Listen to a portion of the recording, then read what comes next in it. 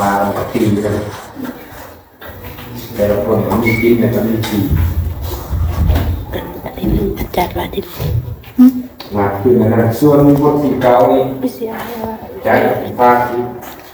ยกภาพนี้ก็ผมมีอยู่เดี๋ยวเอาคนเต็มคนที่เก่า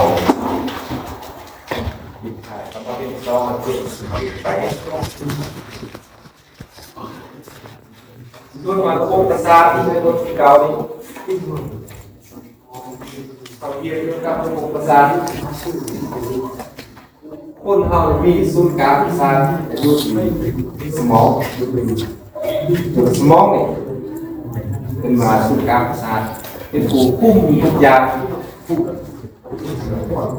การชื่อการจำการพูดกินเลยอยู่ที่สมอง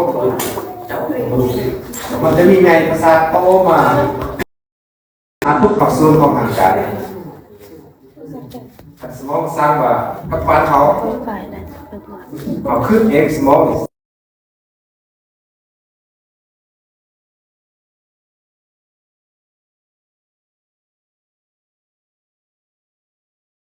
สมองก็เห็นเห็นคุมเม็ดทุกอย่างคนเราจะรีจะสัวพฤติกรรมแสดงออกต่างๆขึ้นกับสมองหมดสิ่งสำคัญเสียแล้วโบกเด้งไหลทุกอย่างเสียเลยเนี่ยคือคนเราว่าคนปฏิเหตุแกนพูดคาแต่สมองยังดีเดี๋ยวยังเป็นคนไหนเป็นคนดีไหนแต่สมองนี่เขามีคุณภาพเสื่อมหนึ่งแล้วคนเรา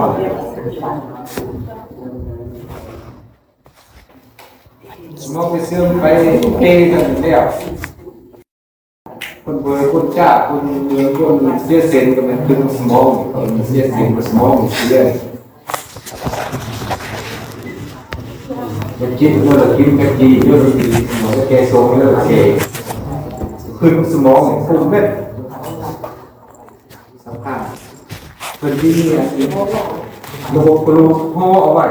ให้แกนสุด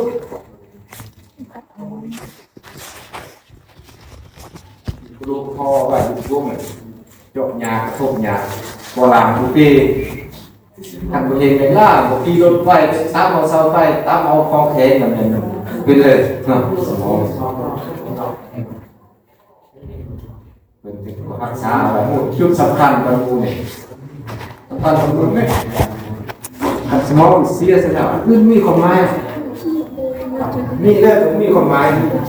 ผู้นำเสนอผู้เห็นเพื่อเป็นคนไหนสำคัญเขาเป็นคนยังรู้ยังน้อยสมองยังกำลังเป็นไงโตสมองเปลี่ยนทางอะไรเนี่ยยามาสลาคือทางใครสอนตายแล้วจะเอาสมองมาเปลี่ยนเอาคือไหนเป็นไรส่วนอื่นเป็นมาหมดเจอบอกมาใครล้างบอกแก้ข้าวบอกเสียมเนี่ยเปลี่ยนเป็นไรเนี่ยแต่สมองเนี่ยย่อมมีวิทยาศาสตร์ประเทศเรียกว่าสมาธิเปลี่ยนเอาสมองคนนั่นมาเสื้อคนนี้อะไรเป็นอะไรขันว่ามันขยายตัวเต็มที่หรอกมันแตกสนามของพวกขยายตัวอีกสมองจะมาเปลี่ยนขนาดพวกเด็กคนหนึ่งพวกนี้สามเจ้าเที่ยวเลยขันว่าเต้จะเป็นหนึ่งแล้วเลยยูโกบ้านเจอบอกว่าคุณเองหรอที่ของไม้กันเสียสมองขนาดหนักซ่าที่กันไปกันมาเราขี่รถจับเซิร์ฟกันกระทบเซิร์ฟกระทบคอยไปคอยมาปฏิบัติตามกฎย่าหรือพวกของเขาพวกของแข็งมันเตะสมองเสียเลยมันเตะไหลมันคือพวกของผู้คุณเกิดมือของเราเสียเลยแต่ว่าสิ่งอย่างเป็นตัวทีเอามาโค้งทีด้วยสิ่งของทีสิ่งโตอย่างนี้ก็ต้องเรื่องตามเรื่องทีนี่หมายถึงเรื่องอยู่แล้วทีเอาบางมีคนเรื่องเราจับมาเขาป้าเขาเนี่ย จับอะไรก็จับบาสมาเห็นหน่อย6 เดือนทำมือจับอะไรก็เสื้อตาเนี่ยรู้ไหมล่ะ